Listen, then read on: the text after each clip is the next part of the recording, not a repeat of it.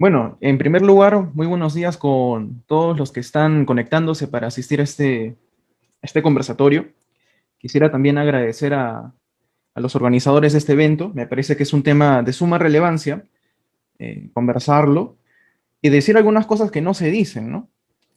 Eh, bueno, me presento, yo soy Juan Diego Ramírez Araujo, soy parte del equipo de salud de UNIOS, estudiante del último año de medicina humana.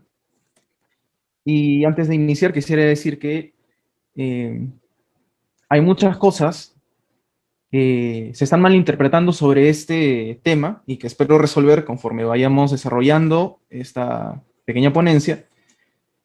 Y quisiera iniciar diciendo que la propuesta de desconocer las patentes no es una propuesta demagógica, populista, como he estado leyendo, sino que tiene antecedentes históricos y que además tiene sustento y argumento humano, social, científico, o vamos a ir viendo. Entonces, yo animo de verdad a todos los que están viendo esta actividad, estar dispuestos a escuchar toda esta información libres de dogmas, de prejuicios, porque lamentablemente el discurso de aquellos que no les conviene que se hable de esto es, digamos, ponernos a todos en un cajón desastre y desechar estas ideas como si no fueran viables. Y vamos a ver que no es así. Bien, la tabla de contenidos es sobre, vamos a hablar un poco sobre COVID-19, hay que ponernos en contexto, eso siempre es necesario. Vamos a hablar sobre cómo se han dado los ensayos clínicos, también es importante que sepamos cómo se ha dado la investigación con respecto a las vacunas. Vamos a hablar un poco de la propiedad intelectual y cómo es que se han producido estas vacunas, ¿no? Para la COVID-19, cómo se han distribuido, cómo están el tema de las patentes y ya al final vamos a hablar de la anulación de las mismas, ¿no? Que es el término coloquial. Hay otros términos más técnicos que se pueden utilizar, pero en realidad es eso, es anular, desconocer las patentes, ¿no? El COVID-19 nos lleva afectando desde hace ya 2 años incluso, a finales de 2019. Para esto, los coronavirus son un grupo de patógenos, virus, que nos afectan de manera recurrente. Es decir, hasta el 20% de los resfríos que se dan o que se daban comúnmente eran ocasionados por coronavirus. Eh, y estos son patógenos comunes, tanto humanos como animales. Al final de 2019 se detecta un brote de casos de neumonía en Wuhan, China. Y ya en el 2020 se detecta y se codifica pues que es un beta coronavirus y se le denomina SARS-CoV-2. El primer brote detectado, como ya habíamos mencionado, es en China. Sin embargo, debido a la naturaleza del virus, es altamente contagioso. Hay un aumento muy rápido, exponencial de casos por todo el globo. No se queda solo en China. Y ya para marzo del año pasado se declara como pandemia. Y bueno, aquí a la derecha pues vemos la cantidad de casos como ha ido aumentando a lo largo de los meses y los países más afectados. Perú está entre los países más afectados, Brasil, India y bueno, los Estados Unidos. La transmisión es principalmente de persona a persona, el contacto de persona con persona, ¿no? Por vía aérea, cuando alguien habla, estornuda, tose, etcétera, ¿no? También se plantea la transmisión por fomites, es decir, por materiales que hayan sido infectados, ¿no? Por ejemplo, yo toso sobre mi celular y mi celular está, digamos, ya con el virus ahí. Este tipo de transmisión no está demostrado, pero se plantea como posibilidad. Los casos totales aproximadamente son 111 millones, vamos, 2 millones, 2,5 millones de muertes alrededor del globo y en el Perú también hay más de 1,2 millones de casos totales, ¿no?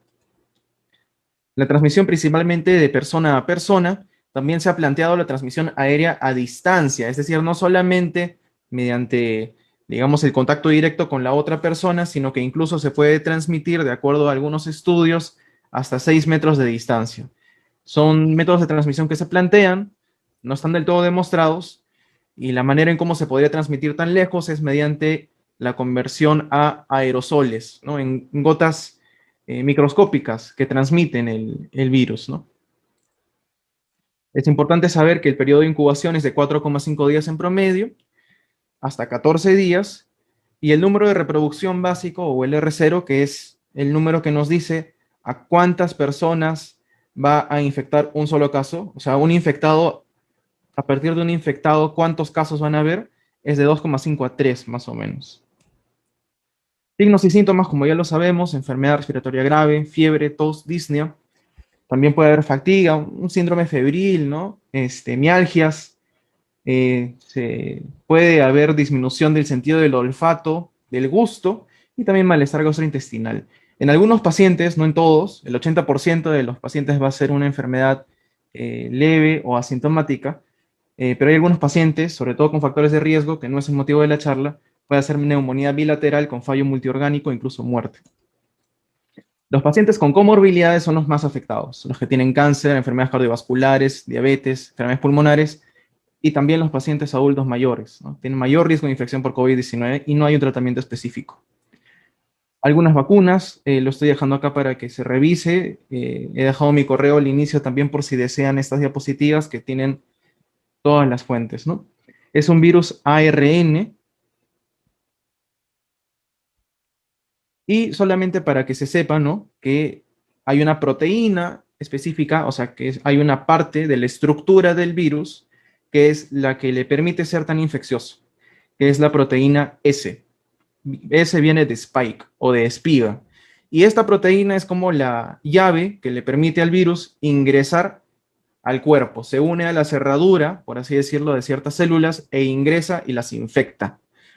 ¿Dónde las infecta? Principalmente esta proteína S se va a unir al receptor ECA, ¿no? Que se encuentra principalmente, se encuentra en general en todo el cuerpo, pero sobre todo afecta a las células del pulmón.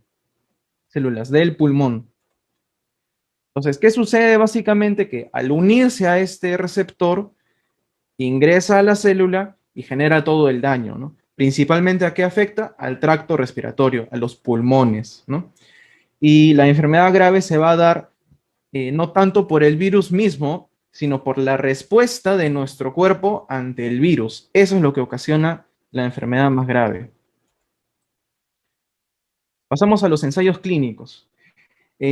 Los ensayos clínicos son un tipo de investigación que llevan mucho tiempo de historia, inclusive desde el siglo XVIII, cuando se analizaba, por ejemplo, cómo tratar el escorbuto, ¿no? Y se ponía pues vitamina C, naranja, limón, agua, etcétera, y se comparaba los diferentes tratamientos.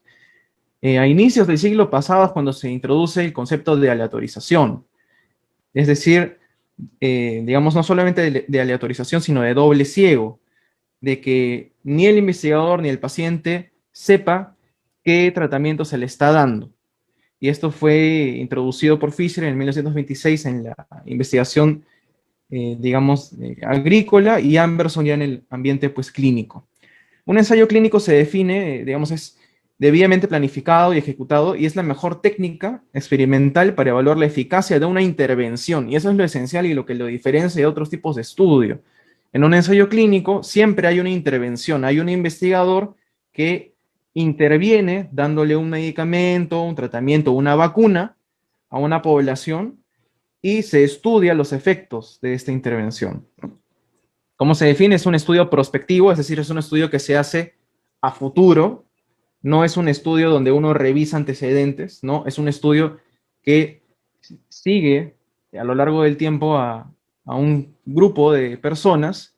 Idealmente debe ser aleatorizado y doble ciego, donde ni el investigador ni el paciente sepan qué tratamiento se le está dando, de tal manera de que no hay ningún sesgo y se compara qué tratamientos son los más eficaces.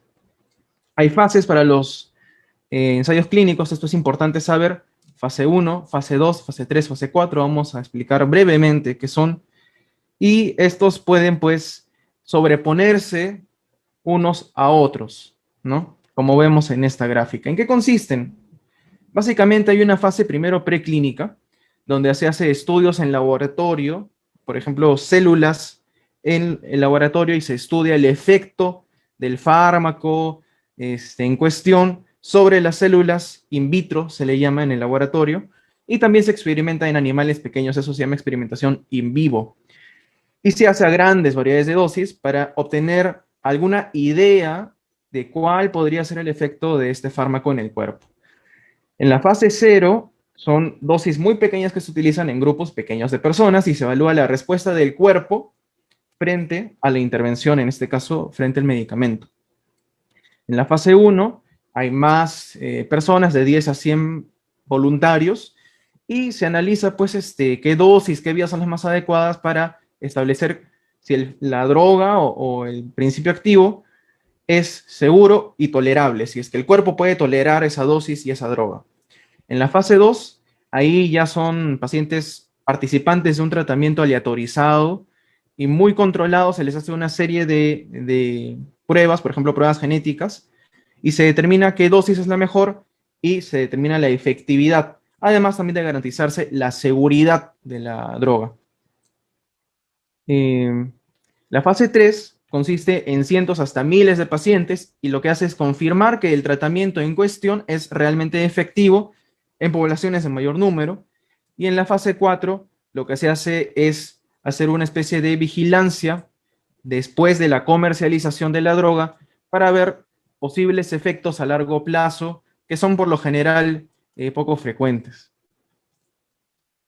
Algunas vacunas que están para que se demuestre en qué fase están, por ejemplo, la Pfizer se encuentra actualmente en fase 3, quiere decir que ya ha pasado fase 1, ya ha pasado fase 2, que ha demostrado en estas primeras etapas, fase 1 y fase 2, ser tolerables, ser seguras, y en la fase 3 se está analizando la efectividad de estas vacunas, sobre todo para evitar versiones graves de la enfermedad.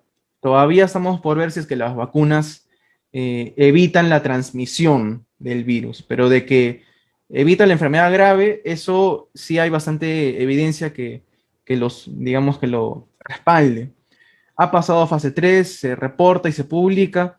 La Sputnik también se ha publicado un análisis, digamos, interno, publicado en The Lancet, una revista bastante reconocida de medicina, y así muchas de las vacunas que están comercializándose actualmente están en fase 3, o sea, ya han pasado fase 1 y fase 2, quiere decir que son seguras, son tolerables y muy probablemente eficaces.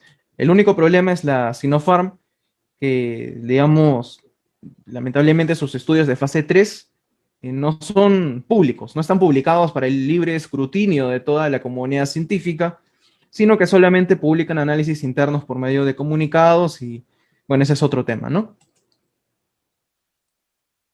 Nuevamente, la cantidad de vacunas que están, y hablemos de propiedad intelectual. Es un tipo de propiedad que incluye creaciones intangibles del intelecto humano. Su propósito, digamos, en abstracto, ¿qué es lo que quiere hacer la propiedad intelectual? Pues incentivar la creación, la innovación dentro de un marco capitalista, es decir, es recompensar a una persona o a un grupo de personas, a una empresa, a una corporación, es recompensarlos por su aporte, dándoles el derecho de lucrar con esa invención, de tener un monopolio sobre esa invención. Y actualmente, pues, el rango es hasta 20 años de darles el derecho reservado de producir esa invención y lucrar con ella. Hay muchos problemas con la propiedad intelectual. Primero, que hay una distribución desigual de la producción y de la industrialización. Esto se ve porque hasta antes de la pandemia, el 90% de la industria farmacéutica estaba concentrado en países del norte, en un puñado de países ricos y desarrollados, ¿no?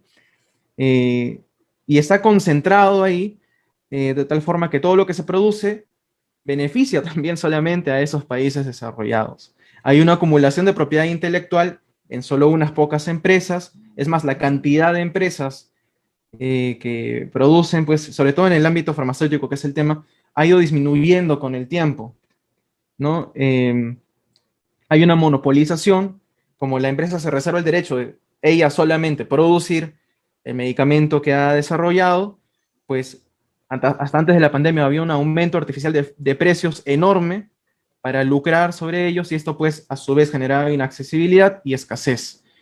Se dieron cuenta además de que era digamos, muy riesgoso el invertir mucho en productos enteramente nuevos, y lo que empezaron a hacer es prolongar su propiedad intelectual sobre los fármacos, haciendo alteraciones pequeñas nada más de viejos productos. A este producto le cambio nada más una parte pequeña de su estructura y altero mínimamente su función, y ya le pongo propiedad intelectual y tengo otros 20 años para seguir lucrando con este medicamento. Otro gran problema es la atención exagerada que se da a un público menos numeroso, pero que gasta más. El 99% de lo producido entre los años 70 a 99 de fármacos, el 99% estuvo dirigido a la población de los países desarrollados, que solamente representa el 15% de la población mundial. Y de todos esos fármacos patentados, del 75 al 99, solo 13 estuvieron dirigidos a enfermedades que afectan a los países menos desarrollados. ¿Por qué es esto? Porque los países menos desarrollados, pues obviamente, gastan menos. La India, con más de 1.000 millones de habitantes, gasta menos en, digamos, la industria farmacéutica que Suiza, por ejemplo, ¿no? Entonces, se abandona el público mayoritario de la población mundial de los países menos desarrollados o menos con mayores desventajas, porque no pueden gastar lo suficiente y no es lucrativo. Entonces se enfocan solamente en países que sí pueden gastar y sí pueden pagar, a pesar de que sean menos, a pesar de que sean menos población. Y esto genera un problema que en medicina se denomina enfermedades huérfanas y enfermedades olvidadas. Hemos pasado el ejemplo de la pandemia del SIDA, la epidemia del SIDA. Países muy afectados como Brasil y Sudáfrica, y pasaron décadas y no se le daba la atención debida, ¿no? También que hay un lucro excesivo por parte de la industria farmacéutica, porque de acuerdo a Fortune, en el año 2001, se determinó que la industria farmacéutica lucra mucho más que el conjunto de las 500 empresas más lucrativas del mundo, más que todas ellas en conjunto. Entonces, finalmente, ¿cuál es el problema de la propiedad intelectual actualmente? Que como está en posesión solamente de industrias de países del norte, por así decirlo, países desarrollados, los países del sur se ven obligados a pagarles a esos países desarrollados por el derecho de usar sus medicamentos. Y esto obviamente lo que genera es un flujo de rentas del sur hacia el norte, por culpa de cómo está monopolizada la propiedad intelectual. Esto es una forma de imperialismo y no se habla como tal. Pero es hora ya de desnudarlo y de ir hablando de estos temas. Entonces, a su vez, como impiden que los países del sur produzcan versiones genéricas, también obstaculizan el mismo desarrollo, porque si es que los mismos países del sur pudieran desarrollar versiones genéricas de los fármacos, eso estimularía el desarrollo de su industria y de su capacidad científica, pero no lo permiten, no lo permiten. Existía esta idea de que, digamos, la propiedad intelectual de los países del norte iba, por así decirlo, difundirse o pasar por una especie de difusión, ¿no?, hacia los países del sur, y eso es mentira. Han pasado más de 30, 40 años de los primeros acuerdos con la Organización Mundial de Comercio sobre propiedad intelectual, y eso no ha pasado. Es místico ese argumento, no tiene ningún sustento. Una gráfica que demuestra cuánto facturan las empresas farmacéuticas en blanco a lo largo de todos estos años con respecto a las 500 mayores empresas mundiales. La diferencia es grosera. O sea, estas empresas farmacéuticas han lucrado durante años de manera grosera con la salud de las personas. ¿Qué ha pasado cuando se ingresan los genéricos? Se ponen a competir y ahí pues el precio de los medicamentos de patente disminuyen. Es la única forma de hacerle frente a la inaccesibilidad, que se introduzcan medicamentos genéricos. Sobre las vacunas para COVID,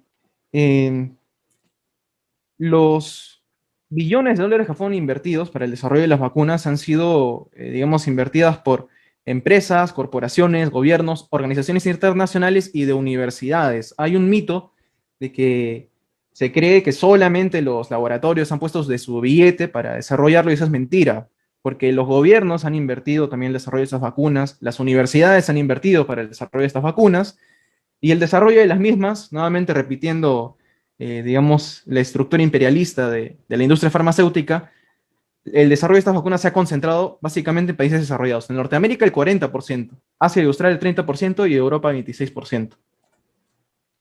Un gráfico que demuestra que gran parte de la financiación de las vacunas ha venido no de las multinacionales farmacéuticas, esto en amarillo es mínimo, sino de otras industrias, también financiación pública y financiación académica. Bueno, lo que se ha hecho es acelerar la producción de estas vacunas. Normalmente se esperaba que terminen los ensayos clínicos para que recién se aprueben, digamos, los medicamentos generados, pero lo que se ha hecho es, ante la crisis humanitaria, sanitaria que estamos viviendo, se acelere todo este proceso y se investiguen varias vacunas a la par, y que conforme se vayan conociendo los resultados de los ensayos clínicos, se vaya también revisando a la par, como estamos viendo acá, y se vayan aprobando, ¿no? Algunos ejemplos de lo que han gastado los gobiernos para desarrollar las vacunas. Canadá gastó 275 millones de dólares canadienses para la investigación de las vacunas, 1,1 billones para ensayos clínicos y 850 millones de donación para el fondo de la OMS. China también hace financiamiento directo a 3 de sus compañías por parte del gobierno y ha dado también para el fondo de la OMS. Gran Bretaña ha gastado 44 millones para financiar a la Universidad de Oxford y al Imperial College of London. Y en Estados Unidos también el gobierno ha gastado fuerte billete, 1 billón para el financiamiento de la investigación. Entonces lo que estamos viendo es que hay dinero público que está detrás también del desarrollo de estas vacunas. No es solamente inversión privada. Algunos problemas que se venían suscitando con esta producción, que ya los académicos venían advirtiendo desde antes de que se comercializara la vacuna, que como hay un enfoque de mercado para producir estas vacunas, iban a haber altos costos, poca accesibilidad, escasez, porque por las patentes se iba a concentrar solamente el derecho de producir las vacunas en unos cuantos laboratorios que no se van a dar abasto, se cumplió, y acceso privilegiado a países menos afectados, pero con gran poder adquisitivo, y se cumplió. Y poca o ninguna distribución a países más afectados, pero pobres, ¿no? Entonces, ¿qué es lo que ha sucedido? Se decía, ¿no?, que las vacunas no deben distribuirse primero a países más ricos, sino de acuerdo a criterios epidemiológicos. Y se creó por eso una iniciativa llamada COVAX, que, digamos, recauda fondos para comprar vacunas, dosis, y distribuirlas supuestamente de manera equitativa a aquellos países que no puedan, digamos, comprarlas por su cuenta, ¿no? Y para la primera mitad del 2021, 1,3 billones de dosis es lo que han garantizado aparentemente. Aproximadamente 2 billones de dosis por año es lo que se espera, ¿no? ¿Qué es lo que ha sucedido? Que para diciembre de 2020, 16 países ricos, solo 16 del mundo, 14% de la población mundial, ya había separado la mitad de la producción de vacunas antes de que saliera al mercado. Había precomprado. Y Canadá, Australia y Japón habían separado 1 billón de dosis para solo tener 1% de casos de COVID. COVAX, por otro lado, tan solo pudo obtener unos cuantos cientos millones de dosis frente a Canadá, Australia y Japón. Entonces, las precompras de los países ricos también se han dado con con 13 diferentes laboratorios. En cambio, las negociaciones de los países pobres o de medianos ingresos están reducidas porque la mayoría de vacunas están muy caras y la única accesible es la Oxford AstraZeneca, ¿no? Dicho sea de paso que los costos de la vacuna se manejan de manera un poco turbia, poco transparente, y hay un imperialismo de vacunas también porque se negocia los precios. A Sudáfrica le están vendiendo ciertas vacunas, por ejemplo, a $7, y a la Unión Europea se le están vendiendo la misma vacuna a la mitad del precio. Entonces, en este mapa lo que vemos es la distribución desigual de las vacunas. Entonces, se ha distribuido de manera bastante inequitativa. Como vemos, la mayoría de países que se mueren por tener dosis están concentrados en los países subdesarrollados, por así decirlo, y recién van a poder obtener vacunas a gran escala a partir de 2023, ¿no? Sobre la anulación de patentes hay antecedentes como la OMC, la Organización Mundial de Comercio, y el Acuerdo TRIPS, que reconocen que se pueden otorgar licencias obligatorias temporales en casos de emergencia. Y esto fue reforzado por la Declaración de Doha, que estableció básicamente que los países miembros de estos acuerdos pueden darse o reservarse el derecho de definir qué es para ellos emergencia nacional, y pueden reservarse el derecho de conceder licencias obligatorias. ¿Qué es una licencia obligatoria? Que, digamos, el país desconozca la patente y le dé permiso a sus laboratorios para que produzcan versiones genéricas de estos medicamentos, ¿no? Hay una alianza también trilateral entre la India, Brasil y Sudáfrica que, digamos, busca convertir estas medidas temporales de la TRIPS y de la Declaración de Doha en enmiendas permanentes de los acuerdos TRIPS. Hay antecedentes, por supuesto, la epidemia del SIDA en Brasil. En el 97 ya hubo una ley, o sea, debatida en el Parlamento, para quienes dicen que debatir esto no tiene sentido, que, no es que es inviable. Se debate en los parlamentos. Sucedió en Brasil en el 97, una ley que permitía la producción de versiones genéricas de medicamentos protegidos por patente.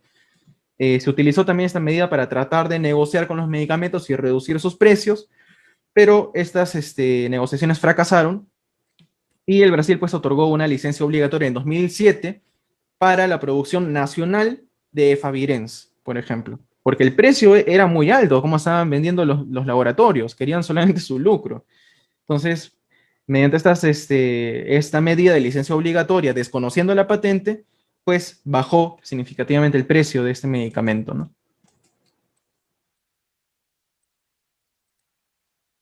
No solamente Brasil, Estados Unidos mismo, el país más imperialista y el que principalmente se opone a estas medidas, también hizo amenazas de licencia obligatoria a Bayer sobre el fármaco ciprofloxacino durante la epidemia de anthrax.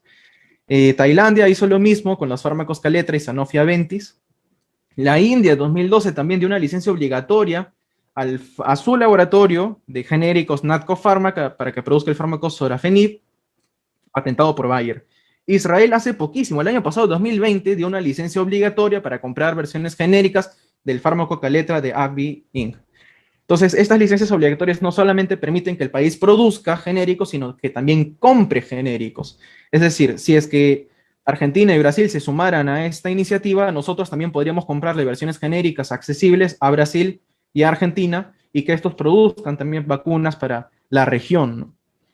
Pese a ello, pues estas licencias obligatorias igual demandan tiempo, asesoría técnica y legal, y hay mucha resistencia por parte de los lobbies y federaciones de laboratorios que existen, ¿no? La situación actual es que hay una escasez debido a que son pocos los laboratorios que están produciendo las vacunas y debido al acaparamiento, una gran cantidad de dosis de vacunas compradas por países ricos, como hemos visto, hay una inaccesibilidad debido al alto precio de las vacunas y que, estos precios se negocian. Como decíamos, en Europa les dan la misma vacuna a la mitad de precio que a Sudáfrica, siendo Sudáfrica el país, uno de los países más afectados por la pandemia. Hay una distribución groseramente desigual de las vacunas y esto es una amenaza no solamente para la vida de las personas, sino para la efectividad misma de la vacunación.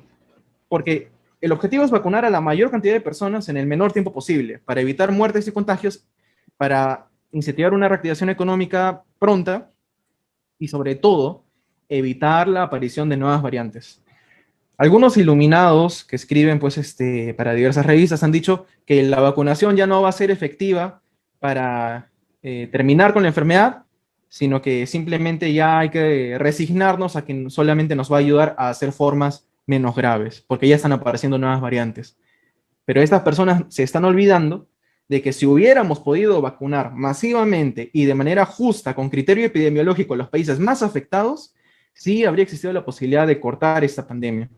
Pero como se distribuyó por criterios de mercado, por el mero arbitrio del mercado, entonces el riesgo persiste de que la enfermedad y el virus continúen en circulación y mientras más tiempo continúe el virus en circulación, sobre todo en pacientes inmunodeprimidos, van a aparecer más variantes. COVAX, a un ritmo de 2 billones por año, de dosis por año, para cubrir al 70% de la población mundial, se tomaría 8 años en cubrirla. No se va a dar abasto COVAX, por más de que sea una iniciativa que se le pueda reconocer y que quiere poner parches a un sistema que no funciona, ¿no? El llamamiento del OMS a hacer una plataforma tecnológica global fue ignorado por la comunidad internacional y esta iniciativa fue presentada a la OMS por Costa Rica. En octubre de 2020, India y Sudáfrica lanzan una petición para suspender excepcionalmente los acuerdos TRIPS mientras dure la pandemia para poder producir versiones genéricas de fármacos, medicamentos, insumos y vacunas para enfrentar a la COVID. Pues Médicos Sin Fronteras, así como muchas otras organizaciones y muchos otros académicos, invito a los oyentes que busquen en Google por ellos mismos para que vean que no se está mintiendo. Hay muchas organizaciones que están pidiendo que se suspenda el monopolio sobre la propiedad intelectual de los insumos para COVID. ¿Y cuál es la respuesta? Ya vamos terminando esta pequeña exposición. ¿Cuál es la respuesta? Que los países desarrollados e imperialistas que concentran, digamos, la mayor cantidad de industria farmacéutica, se oponen y bloquean estas peticiones de manera sistemática en las reuniones de la Organización Mundial de Comercio que se han dado hasta el momento. Y en el mapa está clarísimo. ¿Quiénes somos los que apoyamos esta propuesta que tiene sustento, tiene antecedentes y sobre todo hay sentido común detrás de esta propuesta de, digamos, garantizar la vida de las personas? ¿Cuál es la respuesta? De que los países del sur, los menos desarrollados, apoyamos esta propuesta y los países del norte, los más desarrollados, los imperialistas, se oponen frontalmente y frustran estos intentos. Reuters también decía en noviembre de 2020 que los países ricos bloquean estos intentos de anular patentes, obviamente porque defienden sus intereses, y su argumento de que no, esto va a desincentivar la investigación y la producción. Bueno, es momento de encontrar otros incentivos que no sean el lucro para estos laboratorios y que se liberen las patentes, así como se liberó la patente de la vacuna contra la polio. Nunca se patentó ni siquiera, y eso permitió erradicarla. Entonces, hay que dejar de abordar esos problemas epidemiológicos de salud pública desde un punto de vista del mercado y ya abordarlos con un sentido humano y epidemiológico realmente, ¿no? Otros titulares que demuestran cómo países ricos bloquean de manera constante las peticiones de India y Sudáfrica para terminar con las patentes de manera excepcional. Yo quisiera terminar esta exposición concluyendo que estamos en una situación de emergencia, es una situación excepcional. Nunca antes nos habíamos enfrentado a un problema de este tipo durante la historia reciente, y está en riesgo no solamente la vida de las personas, sino la efectividad misma de la vacunación. Porque mientras no se vacune a la mayor cantidad de personas posibles, sobre todo en los países más afectados, el virus va a continuar en circulación, va a continuar mutando y van a continuar apareciendo variantes que no sabemos cómo van a reaccionar a la vacuna. Entonces, hay antecedentes, es viable. Chile, si revisan los oyentes y googlean, su parlamento también está discutiendo estos temas de anular las patentes y producir genéricos a nivel nacional. Israel lo hizo el año pasado, y lo que se da básicamente es una falta de respuesta por parte de los imperialistas. El diálogo no progresa, ya vamos pidiendo este tema desde octubre y nos han paseado, y tenemos que encontrar pues otro incentivo para, digamos, que se produzcan estos avances tecnológicos que no sean el lucro.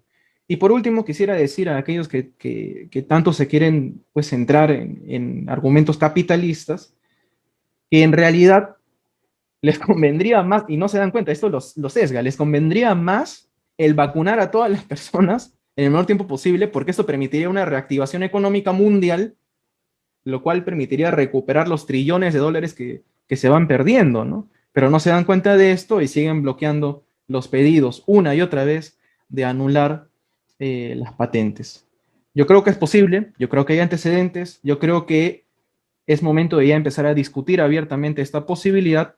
Hay cosas que ajustar, evidentemente, y discutir, se necesita asesoría técnica, yo qué sé, pero ya es necesario que se vaya discutiendo esta posibilidad que nadie había mencionado antes. Pareciera que es un tema que no es de relevancia.